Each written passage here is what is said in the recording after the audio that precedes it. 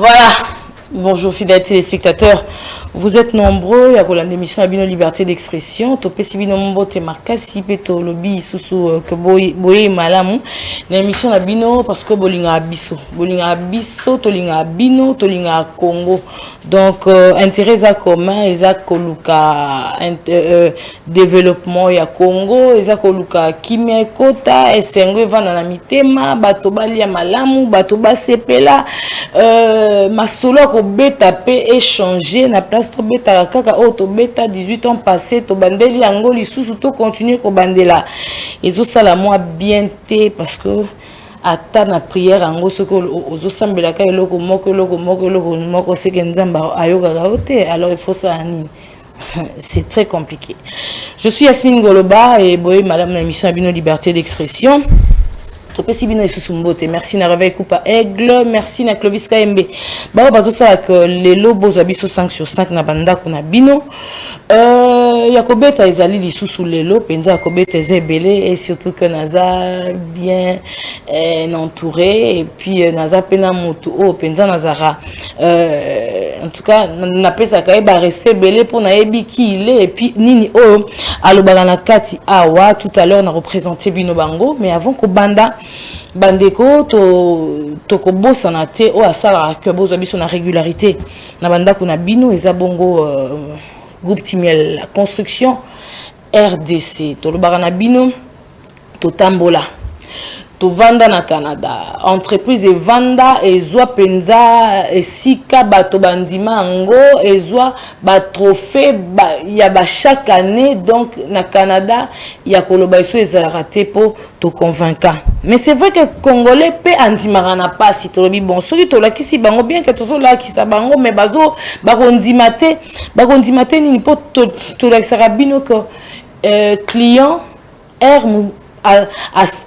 amonaka batongeli ndako esili alobi non aza satisfait andimia ça la live andimia ça la vidéo congolais olingi susu baebisio bapesio sécurité bapesio garantie ya 1 an ya 3 ans ya 5 ans batongeli ndako na garantie soki mabe ekoti barozongiselo nyonso tout européen infronté baebisio sécurité norme kimia kitoko nyonso tout na pesi bino juste kaka 2 mois na baki 6 mois bomona ndenge Congo ekoma miroir ekoma Canada mais lelo na lobi na pesi bino 2 mois pourtant tozo banda siko kolakisa bino na temps o tolobaka nga nazoloba mais musala ezosalama musala tango ezosalama nga siko na kokita après 2 mois na kolobaka musala yango yo bocha tembe ba o bayaki na liboso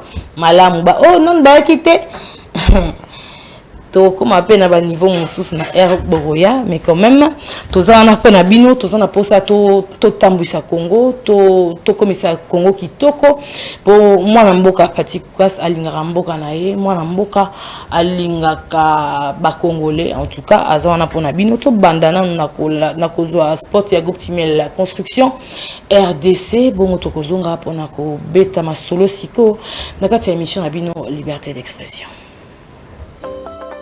Donc aujourd'hui, on est là pour présenter une maison à Boisbriand. Mais ici, on n'a pas posé la brique, on a posé la pierre. L'entrepreneur que la famille avait engagé n'était vraiment pas qualifié à faire la job.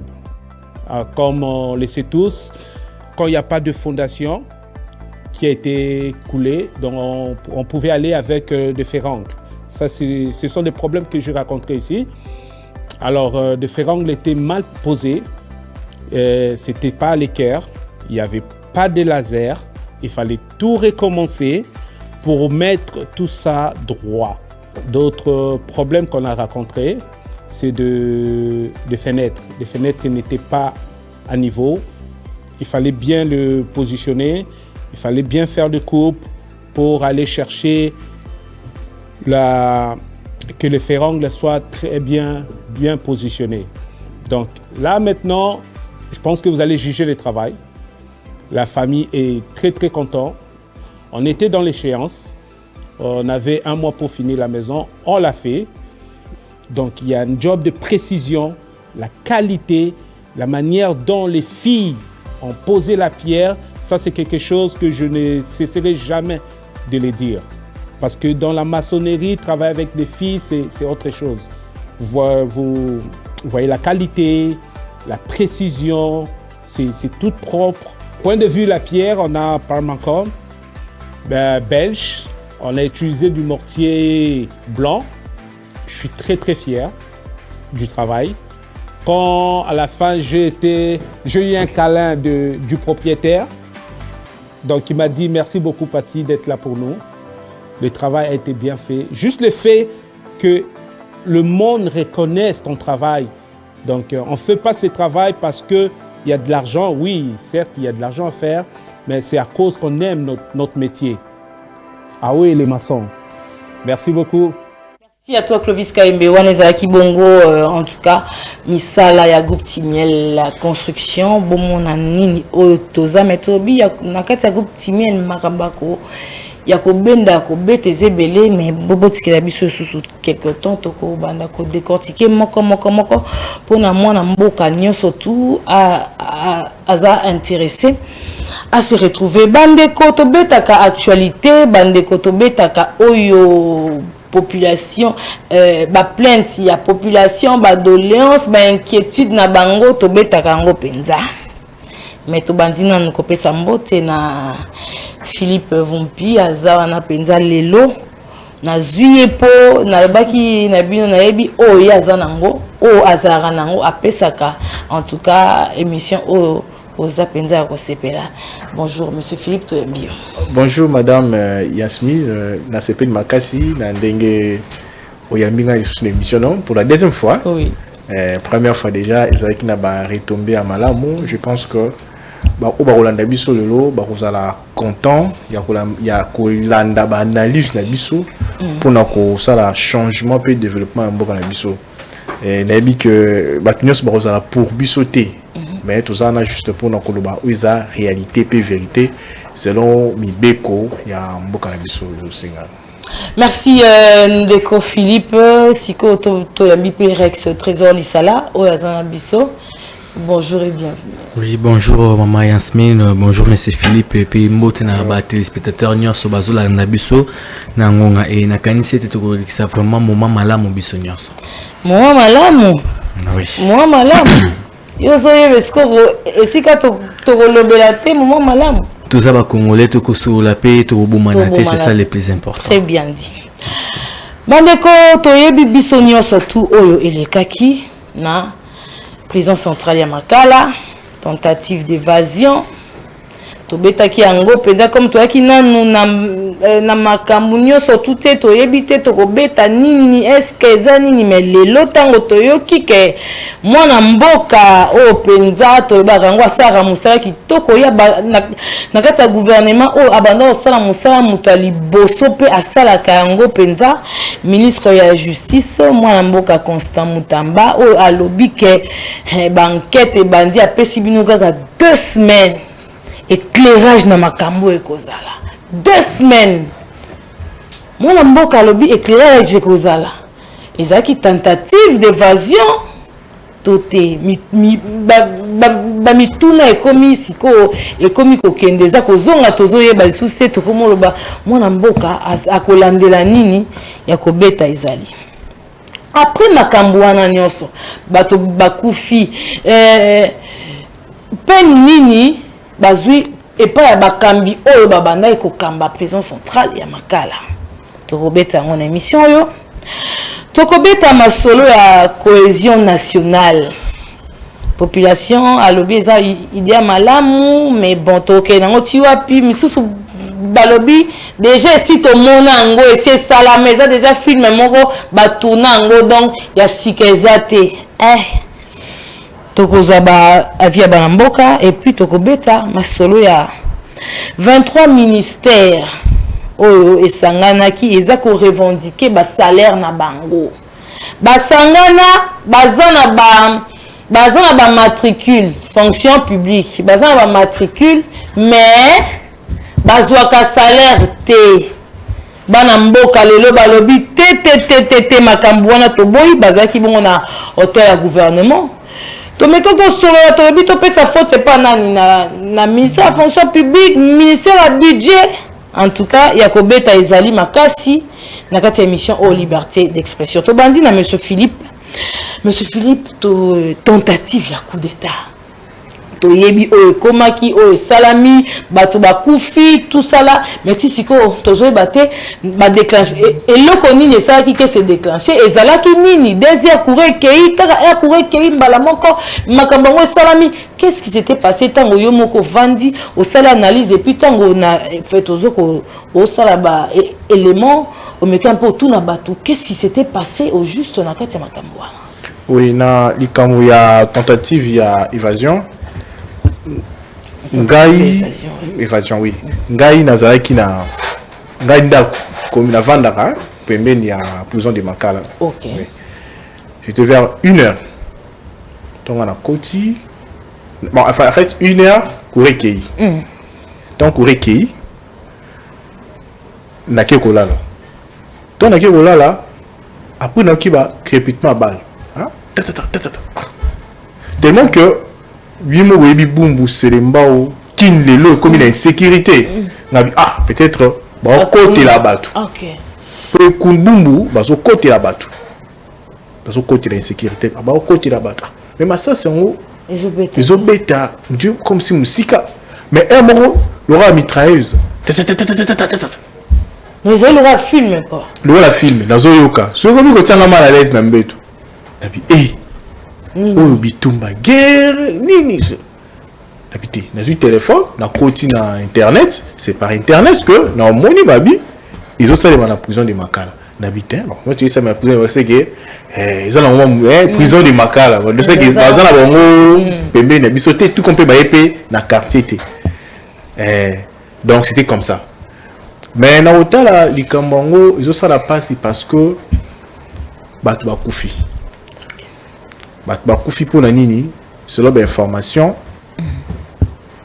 tout est bandaki na manque ya courant manque ya électricité manque ya courant étouffement wana bakoka quitté babimi ndenge usala que ma ça c'est bandit tout ba enquête trouvé ba ceux qui eko suka ndenge nini mais total la bamboka msusu même ba film ba documentaire au moins comment ba traitaka ba prisonnier na bango parce que mon prisonnier azara moto oyo akuza na liberté akoki ko bimate libanda kula ko za liberté le roi ba tunyos mais azara droit ya ko sa santé azara droit ya ko lia azara droit ko za ba condition oza faut ala la malamu mais est-ce que ba prisonnier ya biso bazara ba condition na je ne pense pas. Tu as au monde à tu copies ça sur 2000 ceux qui lit bazar ceux qui selon les informations bazar sur 15 000 bazar sur 15 000 les 15 000 voilà au PC 2000 lit bah il va au bac ça moussous ti de l'eau monsieur Philippe au betia le but courir kenda qui étouffement là c'est quoi ceux qui courir zala qui les ambassades climatisées alors on peut se le dire non bazar ba nini ba nini ba ventilateur ya plafonnier tout plafonnier donc il y a encore un sali que bas c'est soulevé bongo pe ba kufa tango ba kufi na étouffement to ba kufi parce que ba bande ko beta oui en fait ba kufi il a ça si on a beti yango pas ba kufi na étouffement ils ont kufi na massa selon comment ma déclaration il y avait peine à l'intérieur donc il ba bongo pas biso ça ba officiel toki ko le babon mais ngai to na yo tomba ma cesse zo be parce que ma c'est bandaki de 1h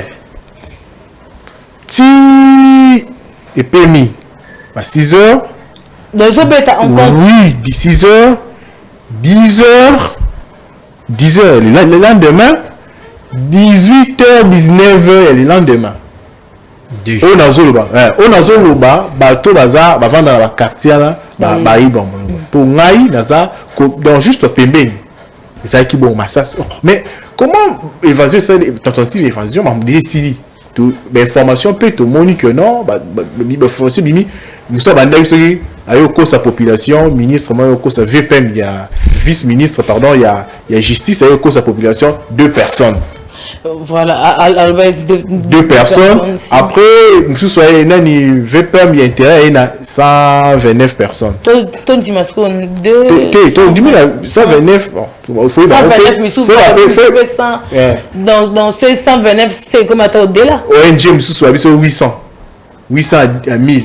Mais faut que l'État y est tout à qui bazar un peu tenu à choc na Italie bilan. Donc ndenge ministre ya justice Simon Robi bon alobi que dans 2 semaines donc causa éclairé mais ça populisme était et ça a peu à bongo et ça a peu que oyazoloba mais ministre ya justice tango alobi bongo omonite kenami tout na biso to comment lo baseke ezalaki makambo oyo beti wana te peut-être mulunge esali boseke loko muso eza na sima na yango mais na olanda propos ministre koto muso bi ke ba prisonnier ba kimakité ni bandeli ba obayaki wana non ba kimakité ba maîtriser ki bango mais kolanda yemo ministre to ngayilo ya ba kimaki. Aux hommes, il y a un problème à communication. Ok. Aux hommes, c'est qu'il y a des histoires, ils ont caché la population. Hein? C'est ça. Pourtant, on dit, oui, nous sommes 2 personnes. N'a écouté 2 personnes, j'ai douté déjà. C'est qui 2 personnes? Crépitement ballot. Autour au cas. 2 personnes. Non. Rex Trésor, toujours nangamona, tolo banini na kati makambo, mais c'est Philippe alobi pe balobi, mais ko bali sous donc peut-être toko ba que ministre comme azala qui absent na mboka yango ayebi penza nyoso to elobama kité to baza ko bombela biso likambu pona peut-être ko pesa kimia kaka na population. Bon, le jour là nous étions sur ce plateau. Donc le lendemain à événement on a tous na plateau au peut qui déjà na information à chaud on livrait ça même à travers liberté d'expression bandeko bazula na biso to meka un peu ko éclairer bango partant d'information tous qui nango monsieur Philippe a dit que monsieur Soubakufa qui par étouffement parce qu'il y avait pas de ventilation mais partant de l'information que Jacquemin Chabani ministre de l'Intérieur avait fourni à l'obaiki que bateau batandaki ko s'évader bakufi na Masasi. Il parlait de 20 et quelques personnes, 24 si je ne m'abuse pas. Et les restes, Koufakinde na étouffement. Donc, c'est la bousculade. Exactement. C'est la bousculade qui a causé tout ça. Ils étaient peut-être courant et nous sommes à Kinshasa. Oui, tout ça à Kinshasa. Donc, ça peut être faux fouillant. Donc, Kouré Kendara dans toutes les communes, même au centre-ville, à Kouré Kendaka. Donc, on doit écarter, certes, ils ont peut-être un mystère. Au courage de Constant Moutambo, nous sommes sûrs que dans 2 semaines, pour y soit le biloko à Kokisaka. Donc, partons déjà dans moi Bila Mouketo Zanango, on sait qu'il va suffisamment nous donner des informations d'ici 2 semaines. Mais en tout cas, ce n'est pas dans le sens où basé tout fait Bamiki Kobimana. Donc, pour le moment, ça reste un mystère. Et dans des affaires sécuritaires, il faut attendre les enquêtes pour vraiment mieux communiquer. Sinon, nous allons tergiverser et ça ne sera pas bénéfique pour la population. Merci Rex Trésor. Mais Ndeko Philippe, tolobi na kati makambo wana prison ekamba marape na batu. Prison ekamba marana batu. Tango makambo esalami wana nyonso tu. Ba konjo bakamba prison ba directeur ti siko balobi nini. Basali bango il faut mettre un peu qu'on luka peut-être à l'écart qu'est-ce qui se passe pour population biso toza na ko banga toza pe na kimiate ko esalami kuna sika kutu o sécurité zalaka bongo boni na ba quartier sika tozo vanda toko ka eloko musubo pona tozo kimia pona ba kondi wana ya kati ya prison makala eloko nini balobi nini pona bango. Donc, en fait, selon mes informations, comme journaliste, directeur de la prison, Aza porte disparu. Bazo Lukai. Moutuba Kanginde, adjointe naï, directrice adjointe. Ye, na tongoana, tango, ayo ki, tu m'as envoyé, salut maki, aïe. Tango na roya, bakangi. Puis, selon mes informations, bakanga qui est avec brutalité, maman. vraiment moto ça ya kelingo ba ayeba likambuté avec brutalité. Pour Akimi abangi likambo militaire vraiment avec brutalité bakangaki. C'est peut-être un mot kondi na ye ala likolo na tata eh o bakangi ala brutalité. Ya kuta femme maman na yat. Brutalité ça go bella. Ya yebeli na peut-être abatami bazo lukaye ala rechercher c'est ça. C'est ça. Arobata matiwa puis mokonzi. Bon, pour aussi vous compléter, un événement où les Kanaki à chaud, ministre de la Justice, à l'objet qu'ils ont sabotage. Ils ont réagi à chaud, il y a sabotage. Et alors la personne a d'abord suspendu, puis elle a recherché Joseph Youssouf. Il est ministre, il est directeur Joseph Youssouf. Donc il y a directeur, il y a la prison centrale à Makala. Il est porté disparu. Normalement c'est ça. C'est sûrement déjà ils se sont culpabilisés. Ils se sont peut-être aussi concernés. Pourquoi? Parce que tu n'arrives ceux qui maman wana si aïe pour lorsqu'il a fui déjà ils avaient 10 ils ont là qui se sent coupable dans quelque chose et ça clair. Vous voyez, donc Azan numéro 1 à président central à Makala, quand les faits s'est déroulé, il devait être sur terrain, communiquer avec sa hiérarchie. Pour essayer d'expliquer ma ramine pour aider numéro 1 à prison centrale à Makala, mais quand il fuit, et du coup comme ça, on comprend qu'il est aussi inculpé d'une manière ou d'une autre. On peut se dire aujourd'hui que dans 2 semaines, vous appelez éclaircissement, il y a Makambouana pour déjà mon candidat justice, il y a mon rakoti Makambouana. Bon, mon candidat justice, ça va continuer. Dans le sens du premier ministre, la première ministre était là. Sauter le premier ministre descend Naïe, Azaki calme. Je n'ai pas dit que sur les places, moi, nous gagnons 2 semaines, nous gagnons la Batunde, ou la maîtrise à l'Ikambo. Non. Premier ministre Azaki, voilà. En plus, quand vous parlez, acte il y a sabotage. Acte de sabotage, il y a une fois définir, quand il parle de sabotage, alors on a un contexte.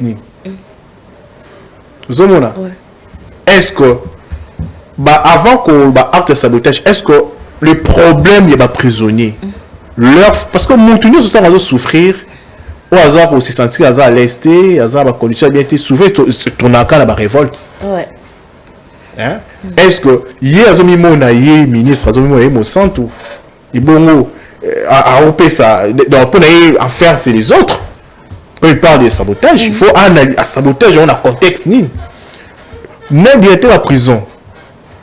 Il y a déjà un moment déjà bakangi mutubuta collaboratrice na bakangi. Peut-être pas un intérêt même sans embouteillage. Il hein ba collaboratrice na déjà ba humilier bakangi bon. Bon c'est quoi yo ya ndeni. Ozomona. Donc dossier on a un peu vraiment de mon lobby, les un mystère. C'est comme si moi je partage. À quoi ça jette en tikala batumsusu mingi basambisa bangote bavanda wana tilelo donc désordre pesara na kati ya maramba président central makala. Moi je ne partage pas le même avis que monsieur Philippe dans le sens où il dit bon ministre Ayoana Komugang tout ça ma première ministre qui calmement en fait il faut comprendre ici Nambo Kanabiso ceux qui m'ont salimi babi qui démarrer enquête. En tout cas, il y aura plus de 10 ans, soit c'est qui on n'aura pas de suite favorable. Vous comprenez? Enquête. Il y a 10 ans. Enquête, ce monde a dit non, tout lancer enquête. Au monde, les et le moment est calme. Vous comprenez? Maramolekana qui n'a un stade de martyr au premier concert, Bakufaki, ça s'est répété. On démarre des enquêtes, mais jusqu'aujourd'hui, où en sommes-nous? Vous comprenez? Donc voilà pourquoi le ministre a voulu un peu donner confiance, n'est-ce pas, à la population à Kolobakino dans 2 semaines. Marambo Olo et que vous allez résoudre. Et c'est ça, et puis bah, démasquer Batouana Nyonso. Et moi, Nambokao a Koufaki le défunt, celui qui était évadé premièrement, le chef de Bundu Diamala, là, jusqu'aujourd'hui. Est-ce qu'on nous explique comment est-ce que les faits s'étaient déroulés? Les autorités nous ont expliqué cela. À l'époque de Kabilati, les lots n'habitaient sur qui besoin d'informations. Moi, personnellement, mais les autorités qui ça, comment est-ce que ça s'est passé? Enquête, nini, et aboutir, nini, absolument rien. Voilà pourquoi le ministre de la Justice, je ne suis pas là pour le défendre, mais en tout cas, il fait un bon travail. Ça se voit déjà. Exactement, il fait un bon travail. En fait, je défends le travail et non la personne. Vous voyez? Donc, le fait qu'il ait promis à la population que dans 2 semaines, en tout cas, Maramounion, ce que vous allez tirer au clair, ils ont vraiment à quoi encourager. Voilà, ils ont vraiment à quoi encourager. Ils ont tozo ko beta parce que comme nanu penza toza ba pièce nyoso tuté koloba kaka lokola mwana nyoso to mboka aza na posa ya koyeba aza na posa ya ko parce que eloko esalami oko vanda kaka totala te na bakartier eza kobetama na vie na biso eza kobetama tomeka un peu ko yango toye peut-être komeka un peu kosangisa baidée tomeka kotalisa bino et topesa rendez-vous dans 2 semaines. Tout ça pour continuer na actualité na biso tobeta lisolo lelo ya cohésion nationale. Bana mboka balobi eza idée moko ya malamu makasi ke ba congolais basangana. Bana mboka balobi lisusu makambo deja to monango eseleka ezala nonka bongo so impia ke beti koto musu palinga lia musu pe bo après ba osa biso so histoire kata bis après na suka pe lokote eza théâtre. Monsieur Philippe nanga monayo koloba likanisi wana eza et bon opposition pe nanga monango baza d'accord. Makambo koleka ndenge nini cohésion batu mususu balobi me faulu andimaka alobaka ye mtazaka président siko tiake na mamba cohésion donc c'est que andimi lelo ke tata mo konje ekolo nde azande pena azalaka président élu bana na mandat liboso tia mibale. Monsieur Philippe maloba na epa na yo bon bikambo cohésion nationale tokobo yango te mais ça très tôt. Très tôt. Deuxième mandat à président Tshisekedi, même pas une année. Il est déjà signé cohésion nationale. Ils sont très tôt. En plus, nous avons analyse le Jean-Baptiste donc préparer il à Jésus-Christ. Dans le sens ni. Souvent, dans la politique nabiso, bazaraba lansaka elo komoko boye après Mikolo côté la pouvoir bah pour récupérer un peu salami. OK. Bakay. Mais le président fait Etienne Tshisekedi. En 2011 bah dozeli mamli kaki Ami Bengi président élu tout a prêté serment ti. Oui. Très bien. À Sengara dialogue. OK. Ne bandeli. Président actuel ya Kalawana, Joseph Kabila chef de l'État à Kala, Aboya Kango, à Salaka Beti Kara. Jusqu'à ce que en 2013, président Kabila a aussi la concertation nationale. La concertation nationale, il pensait que le président Etienne Aboya, Etienne Aboya Kikaka, a yébi, tout opposition, ok. Allez, quand on a 2016, 2015, 2015,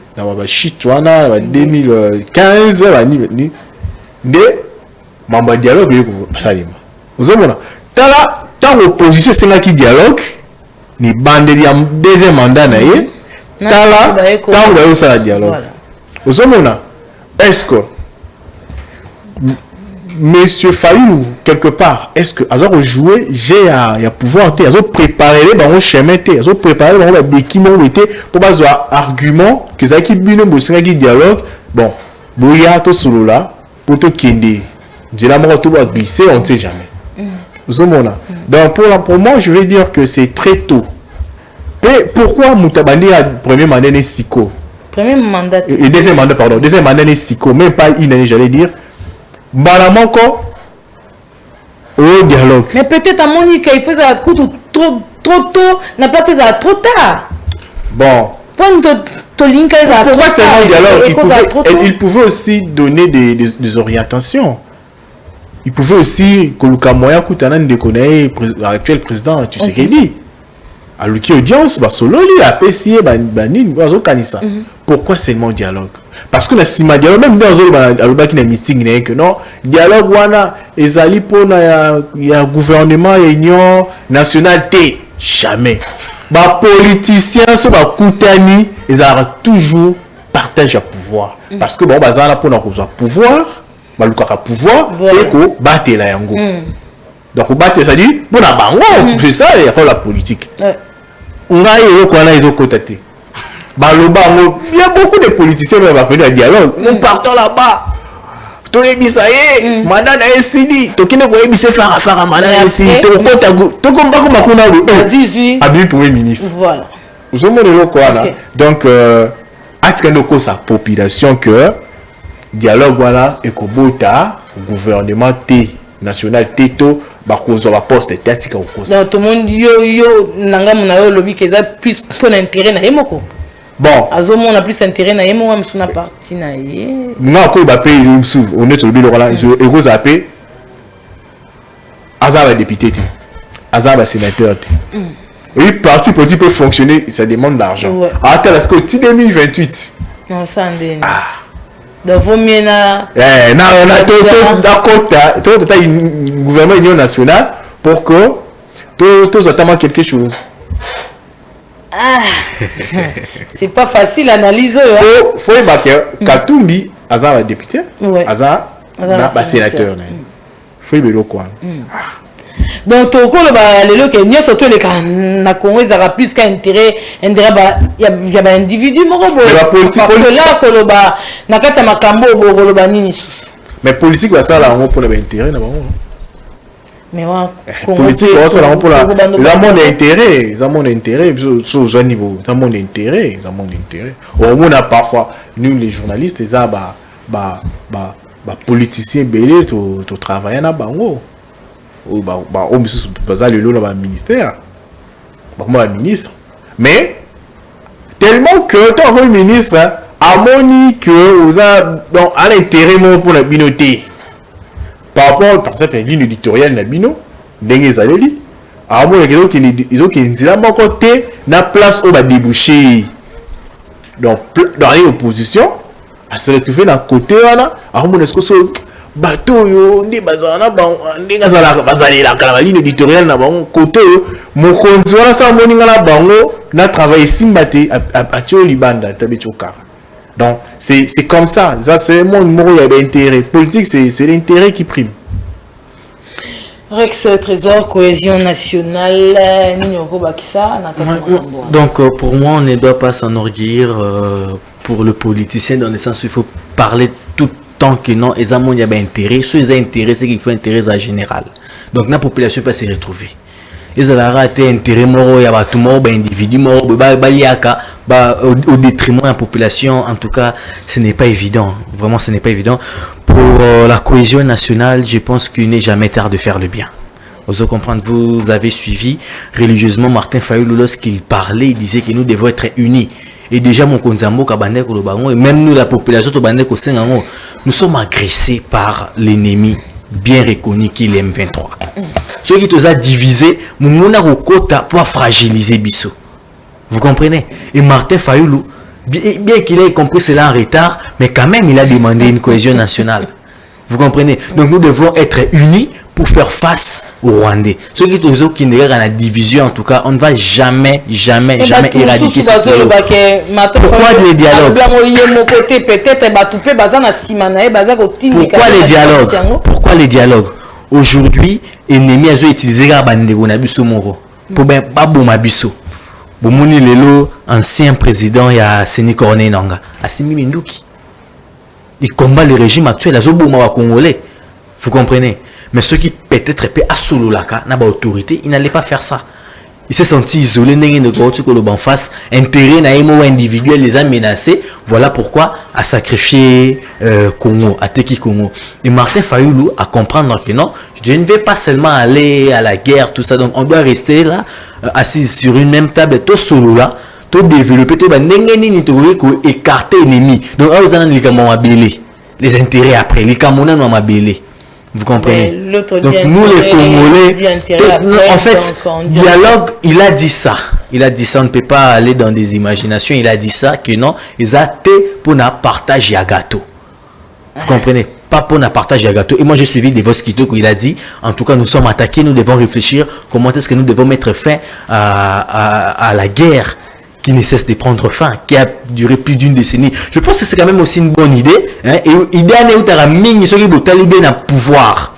Pouvoir ne proposer un dialogue. Ce qui est une position faiblesse, pouvoir et proposer un dialogue. Mais en tout cas, cette fois-ci, on a constaté que ça vient de l'opposition.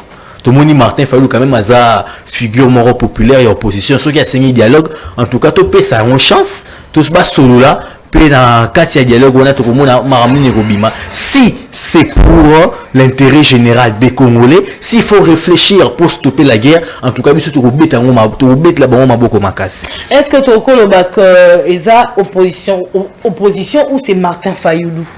Et puis dire na kati ya maramba cohésion et l'OCOP a bien kobima na kati.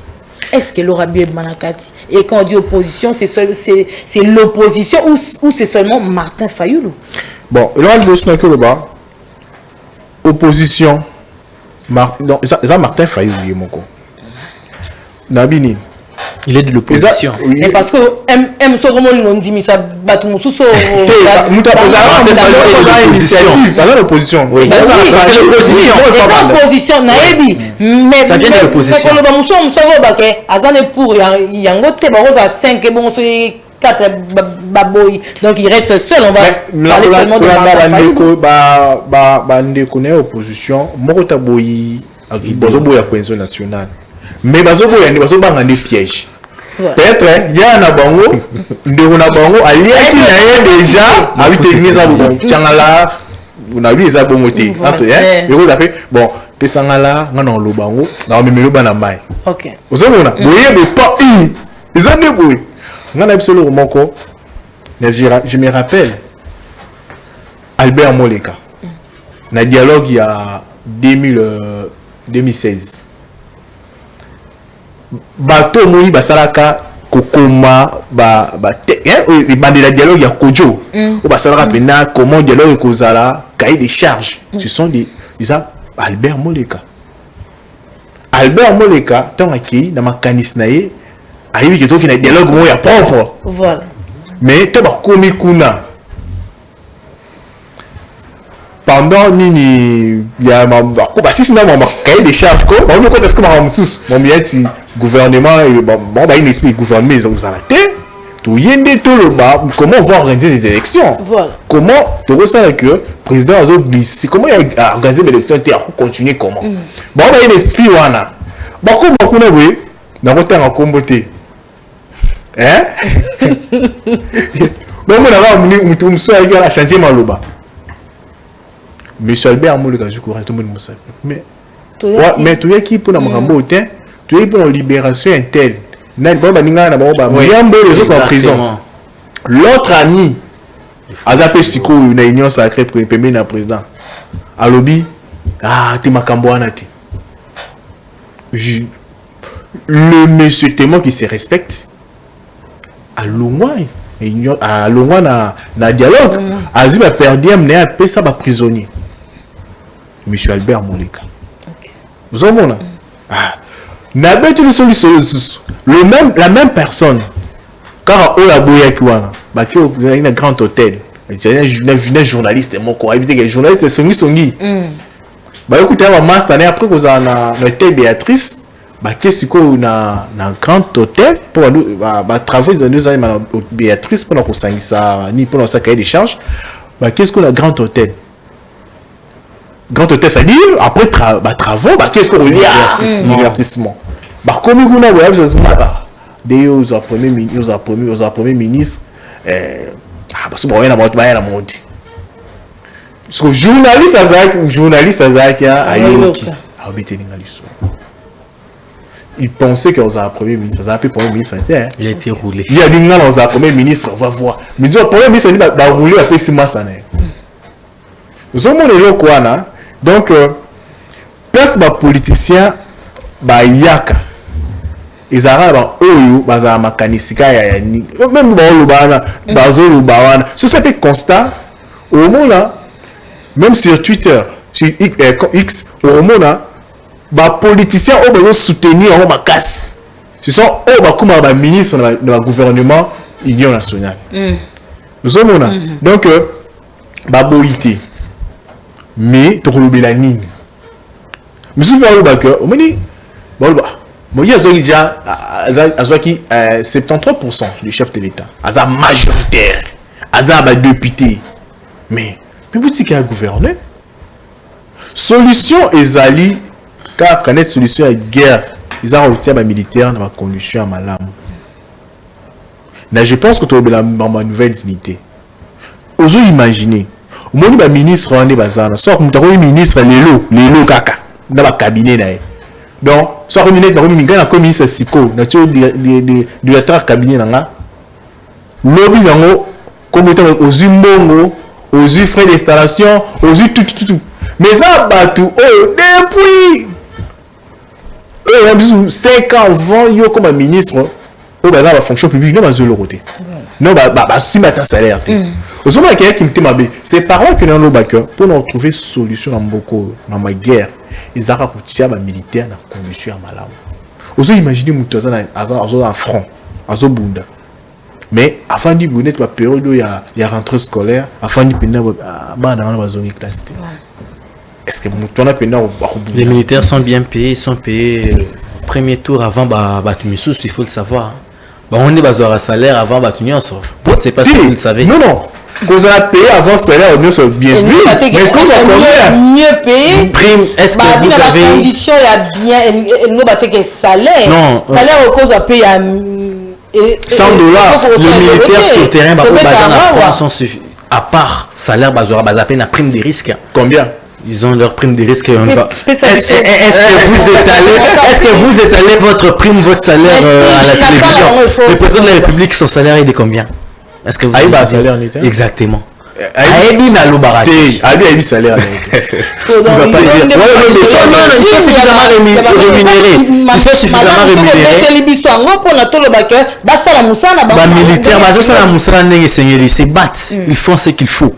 Vous comprenez? Vous savez d'abord en parlant de la guerre. En parlant de la guerre.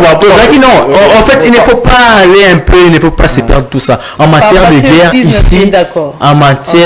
de guerre ici, il faut savoir que la RDC avait de l'embargo. On n'achetait plus des armes pendant autant d'années. Vous comprenez? Peuple ennemi n'a vu ce bazar ravitaillé na bateau, donc bateau va créer à Minduki. Est-ce que pour moi avion de chasse de guerre nous circuler encore? Non, parce que les Rwandais ont maintenant des missiles solaires. Vous comprenez? Donc il ne faut, c'est pas seulement l'argent militaire, non. Voilà pourquoi aussi Martin faut veiller à ce que nous puissions causer. Je prends l'exemple de Corneille Nangaa. Dans le Bela Kiangwa, Corneille Nangaa c'est un Congolais. Pourquoi il est là? Ce gars Zawanape renforcer Minduki mais un Congolais. Et alors un bon matin aussi parce que les actes cause la frustré. Cause la frustré. Vous comprenez? So ba yokani ba signé ba accord a commis frustré à Kassimi Minduki. On n'encourage pas ça, c'est déplorable.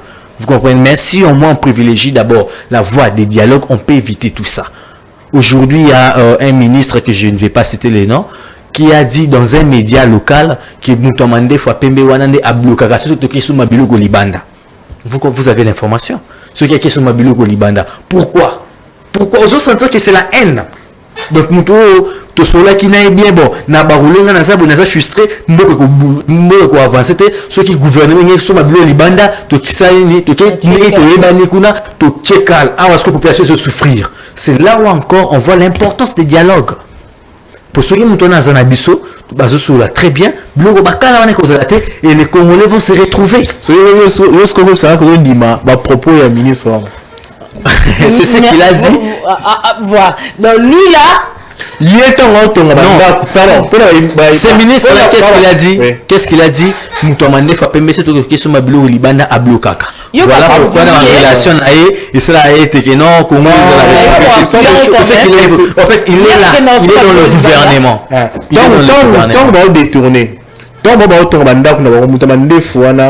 non, parce que détourner c'est ici. On m'a posé, il a répondu cela parce que c'était une question par rapport à la sociale à la Congolais. Et le pour faire qu'on initie ça, il faut le babon. Si c'est le constat, ministre na biso ya mikolo un système ya Ponce Pilate, Gaïté yé.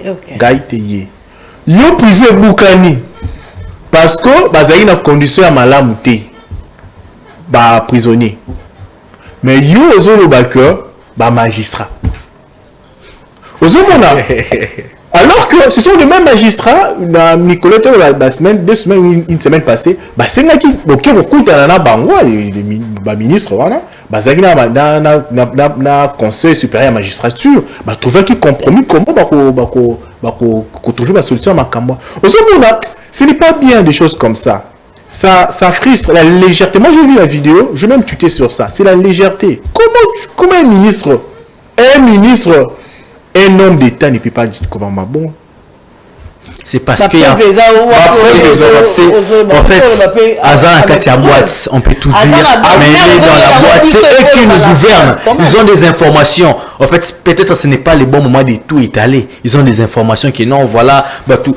En revenant encore dans cette situation ici de l'insécurité à l'Est, Balobi, Bakanga qui est monsieur qui était proche de Corné Nanga, je pense que c'était son conseiller en matière politique ou sécuritaire, il avait dit que non, voilà, Moutouana Mandé, mais il n'est pas Zaliwana, il me tapait ça, nous qui dans des vidéos qui circulaient, on a vu ça. Dans la salle d'interrogatoire, il avait dit ça. Donc, en tout cas, on comprend dans tous les sens que nous sommes bloqués par nos propres Congolais, par nos propres frères. Et l'idée de cohésion nationale, ça vient encore pour éradiquer. C'est la bise de Zobi Tamaboko Ponawana. En tout cas, bise de Congolais Belé. Ceux qui balobi qui n'ont tout sangana tout sous bandi marango. Bandi marango pour les monde état. Non. Il y a un ministre il y a économie. Je pense que c'est économie. Bauteko Bengana. Oui, point. Bino Bazimbongo. Hein? On laisse un bateau de pêche pour lui se moto à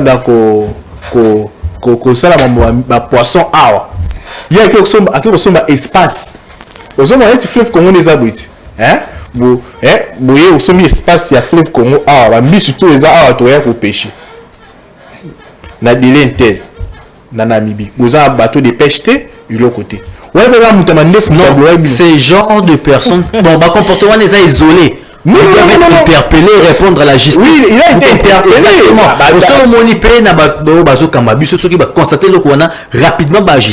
Mais dans le sens que, pour vous dire que le discours Wana est trop bas. Ce n'est pas... Nous avons autorité. Un individu, on a sous-souté. Ils se sentent coincés. Ils sont passés aux affaires parce que se sentent coincés. Donc, un peu coincé. C'est ça le coup. Voilà. En résumé, à Zokosa. Parce que poser question pour la sociale. Surtout à tel dit, non, répondre tout le monde a le 6 ans passés. Tout bois qu'il est. Pour bailler na mouton. Donc, ça la diversion. Ils ont une distraction. Même sur le plan sécuritaire aussi, c'est une distraction. Parce sur le plan sécuritaire, ouais, pour Bazotan à épée, Kagakeno, Mtozo, Ravitae, après ça, AFC, Minute. Pour le plan sécuritaire, c'est aussi une distraction. Qui était. Il est où présentement? Non. Bateau va sambi, va tirer autant à componer. T'as vu le quoi là? Voilà, c'est la liberté. Parce que madame, eux ne fait pas ça. Si on dit la vérité, tu vois, maintenant la liberté d'expression est dans un final. Émission liberté d'expression tout le barat. Voilà, on continue avec l'actualité. Totikali vraiment l'information. Mais avant ça, Toro Linga, Tozouanga Mabilili, Clovis Kaembe, proposé biso fleur de yata. Totamboli na Kinshasa, Tokei na commune ya Kitambo. Croisement Oya Maniema, donc croisement des avenues Oya Maniema na coin fleur de Yatsezawana, une fleuriste à Sarah Moussane Kitoko. Apesi valeur, alobi le bonheur est purement fleuri. Alobi fleur et accompagné Arabiso. Alobi fleur, égos à la fête karaté, anniversaire karaté, deuil karaté, à l'occasion de rien, non anniversaire au Pessi fleur. Tala lelo congolais à comprendre que bon ezanango mais fleur ezana signification moussous. Donc, elle s'appelle Fleur de Yacht. Yatine dit tout avec Fleur de Yacht. Donc, on est au croisement OUA Maniema, le numéro 081 97 77 727. Allons prendre les images avec Clovis Kaembe et on revient pour la suite.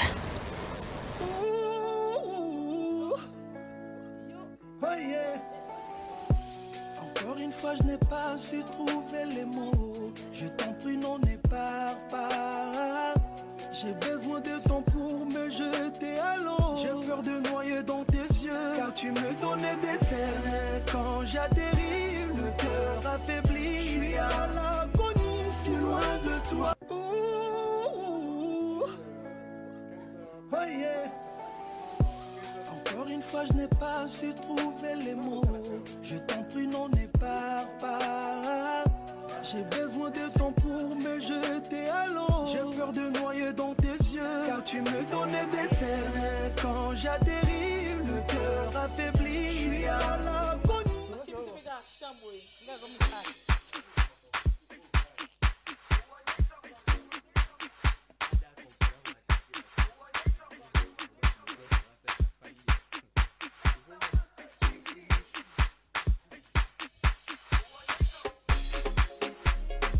C'était Fleur de Yacht, le bonheur est purement fleuri, faites comme toutes ces personnes au bayebié déjà, ces personnes au basalaye confiance, même la première dame a salié confiance. Siko yo ozo zelani no salié confiance. Au Monica Fleur ango et puis à un prix abordable. Mais si au Monica Fleur ango bi na contempler Fleur tona lulambon, mais c'est qu'il faut la contempler Fleur, bah valoriser nga Fleur de Yacht, on dit croisement des avenues Oyuya et Maniema dans la commune de Kitambo. Le numéro est 081 97 77 727. Donc venez vous joindre à nous pour faire de votre vie une vie remplie de roses, remplie de fleurs et une vie purement fleurie. Voilà. Tout ça va continuer dans l'actualité na biso. Tobeta sikoyo Clovis proposé biso City Noir et doit attaquer à 1 minute. 23 ministères et sangani baza ko revendiquer ba salaire na bango. Nanu ba futa bango te banda baza na matricule. Bayaka musala tongo ba bimaka pokwa. Rentrée scolaire yango basuki ndenge nini. Bana mboka balobi balembi bagangi makasi bakondi boyoka bango tolobi faute ezaka sepa banani pona nini bapesa bango ba matricule soki bayebaki ke bakopesa bango salaire te. Clovis avant to kotisa bandeko baloba tolingi penza yo proposer biso yango pona bato bamona ke lelo na hôtel à gouvernement bato basangana ki pona ko revendiquer makambo a ko revendiquer oyo. Ça fait très mal. C'est parti en image.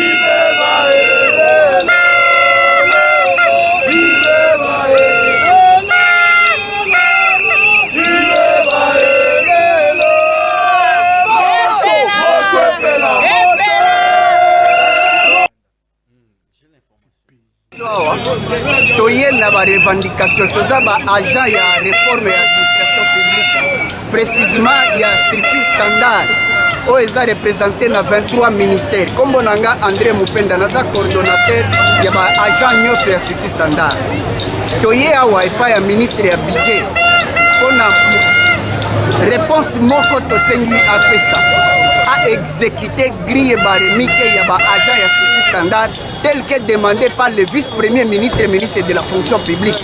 C'est une grille oyo yemoko asi a contre-signé na grille wana. Tokomi komi tuna depuis mois de février tozo landela dossier oyo. Ba promettra ki biso ke ekozala exécuté na avril esalamité. Tozeli juillet esalamité. Yango toye awa ke ba promettra ki biso ke ekosalema na paie complémentaire. Paie complémentaire wana tozozela yango ti lelo ordre epesami te na direction ya paie yango tolobi lelo ou jamais tokolala awa ti ministre ye moko aya a libéré awa a signé document wana liboso ya ba agent ya strictly standard o baza awa avant que to reprendre musala. Merci journaliste.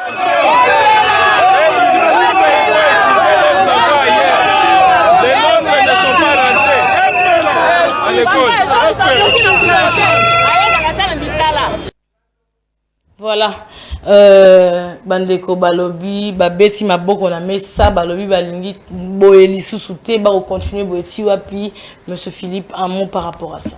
Voilà peka mutama ndefu nde mutu azo bloqué. Non. Exact que bandeko baza ba agent l'état ba nouvelles unités, c'est-à-dire baza ba matricule. Mais ba tika na ko futa bango te. Donc ba zorambo te. Yango, il y a 23 dans agent d'état il y a 23 ministères. Ba ça là 23 ministères. Pas ça. De bazar ça ba oba aussi même ba province ba yoana. Bon, net notre dossier à Oyo. Tu te poser question. Comment ba revendication et combien mais pourquoi? Et à un moment, dans la période de Kabila, qui que l'État a engagé les ressources battues. Ok. Du même mon ma B. Mais quelque part, il y a une résonance ni. Par rapport à Mongo, ils ont coté ça. Na batu bozo bakisa. C'est mieux de stopper na nous, to pesa ba oyo bazali déjà comme ça to remona oyo msusu na sima. Mais tant oyo ba ndeko oyo ba après que le départ il y a régime passé ba oyo ba komi ko tia ko bazo yo mona bazo pesa ba matricule msusu bazo tout affecté mais azora mbongo te. Mais il faut pas battre aussi sa classe ba revendre mais ba sa classe mais à quoi bon européen ça mutu matricule mais mutongo azora salaire tout. Tina moroté. C'est mieux bon ça makambu, bon ça la mambeza sérieux comme ça ba se retrouver. Comme ça avec ma revendication bon, c'est pas propre. D'ailleurs, surtout là la primature médecin, conseiller communaux. Deux hommes là que ce n'est pas vraiment une bonne situation. C'est par là que nous avons comment batu oyo baza matricule baza matricule pardon mais non bazoa bambongo na bango te bafuta na l'état mais au moment na batu oyo bazo kota na ba cabinet ministériel y compris ba ministre ba et après bango baza kuzo malgré que ba matricule te mais comment bango bazo bambongo mala moko tout ça parce que baza ba proche tout baza ba proche ou baza pe bata politique oyo baza ba cabinet ministériel. C'est là que mon a biso peuple bazo boire biso musika. Ba problème ya peuple, ya population et aux a la répondu té. C'est ça on a qui koloba yangwana. Et ça la peine passe. Mutako ministre lelo, oh non, dans la muni on a moko boy akomaki na Sénat. Je me souviens samedi na ki otala ayi samedi so mamba bisanga abinanga Philippe noki mtima pasi yemo aza la cabinet na Sénat même sanga noki mtima pasi mbongo neza awa mbongo ndenge zobima awa non donc akanisi pasi ya monaki kuna na cité aye siko azu musala na Sénat na ba cabinet na bango wana abidura ezali nango sika libula mbongo neza na mbongo mais siko passe les andeni amona non on zo mbongo facilement boy baza libanda voilà c'est que bakondi bande bakondi baza awa ba mitema mabe Philippe mbongo eza awa uzomona là-dedans c'est ça le problème. D'accord. Rex Trésor par rapport à ça. Ça fait très mal. Tout le monde a qui est toujours qu'on revendiquer. Ici, on a vu 23 ministères au Bazaki devant l'immeuble intelligent. Je pense que c'est où plusieurs personnes se retrouvent donc Bakundi Bazarawana. Qui ont manifesté bon pour l'année parce que comme on vient de le dire pour une première fois, je vais de pair avec lui. Bande Konabisu Baza n'a pas matricule, mais ils ne sont pas rémunérés. Pourquoi? C'est parce qu'il y a des personnes qui bloquent. Ouais. Et c'est la mauvaise foi. Tout le monde qui peut être médecin, médecin, passer une nuit payée à primature. Ils n'ont même pas l'argent, ils ne touchent pas leur salaire. Donc, mais quand même côté la biso partout. Donc, mais c'est Jean-Pierre Liaou et Mebo du ministre Abidjé. Et c'est un peu de voir qu'est-ce qui bloque. Qu'est-ce qui bloque pour Bato Babi Mananzila. Ils ont honoré gouvernement OT. ça n'honore pas les régimes en place. Bah mon inquiétant bazawana bah engager mutu azui matricule mais depuis autant d'années rien. Mon frère vient encore de dire que bah tu me sous moni azawana soit côté bah continuer bazorambongo. Mais il faut comprendre que les autres bazawana vu qu'ils sont là ils ne manifestent pas. Bazot accepter que bazana ba rire. Et au moment ba démissionner bah le moto régime est-ce que côté bah tout monde que non azana cabinet ministre bah oui mais ko bimato si mari frais d'installation TR Toyaki. Donc c'est vraiment déplorable. Merci, c'est vrai que nous sommes arrivés à la fin.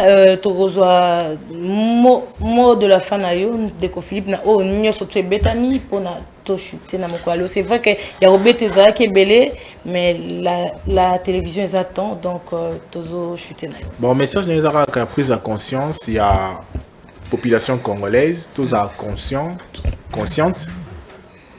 Population congolaise a conscience, aïba kuiba kopona oza malam tout mabe atika distraction. Donc on a na kolbaka yango. Merci monsieur Philippe Vumpi pour la participation na yo. Merci beaucoup. Rex Trésor un dernier mot par rapport à l'élo. Bon, tout est à toujours bolingo entre les Congolais, c'est l'amour qui fait en sorte que nous puissions être forts. Donc tout ça toujours na bolingo ici, je veux aussi apporter les cris d'alarme de plusieurs étudiants auprès du ministère de l'ESI. Donc madame la ministre, ce qui est à la Kabiso, Nebi qui est à la Kabiso. En tout cas, il faut revoir un peu Maramunabino côté administration. Bon, zone ici vraiment année académique na sima maka donc na sima un peu donc année qui vraiment un peu musika. Bobi les 16 ya mois il faut pas clôturer na année. Mais à part ça peut obligé ba étudier na ba classe terminale ba fout à $75 et homologation de diplôme. Bah étudier belé bah ça n'a pas après 4 ans après 5 ans c'est pas encore donc madame la ministre si au moins vous pouvez répondre à ces besoins des étudiants pour étudier belé bah ça n'a pas un peu partout. Voilà message je te que pesa madame la ministre. Merci beaucoup Rex Trésor bande kotoko minasuka émission na biso na mokolo lelo. Merci pour vos accueils na kolanda émission na bino liberté d'expression. Merci à Clovis KMB na réveil coupa aigle. Merci Rex Trésor, merci na monsieur Philippe Vumpi.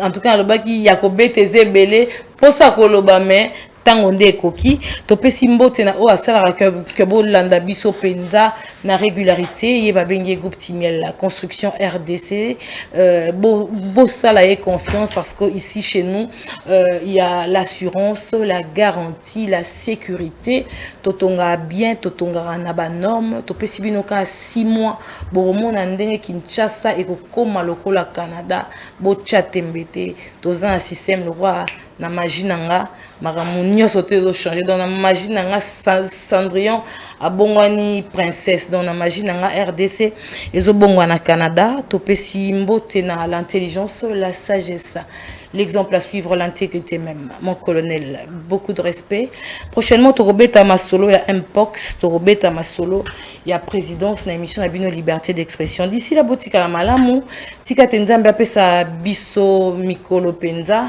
Nzamba pesa kimia, nzamba sunga biso na mabota po tozana posa Congo etombwama peto kende liboso. Merci.